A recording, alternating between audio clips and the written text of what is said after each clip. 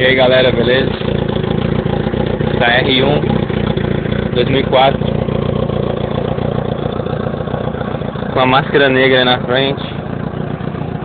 Essa é uma track bike, uma bike só para pista. Você vê que aqui não tem um retrovisor, que eu arranquei para aliviar o peso. Aqui não tem lugar do carona do passageiro pôr o pé, tirei para aliviar o peso também. E fiz umas mudanças aí para a moto ficar mais leve, para desenvolver mais na pista. Essa lanterna aqui eu vou estar removendo ela em breve.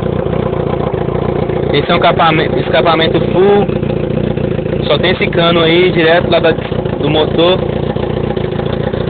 Tá aí galera, acabei de acelerar na pista, dá um treino. Olha o ronco dela.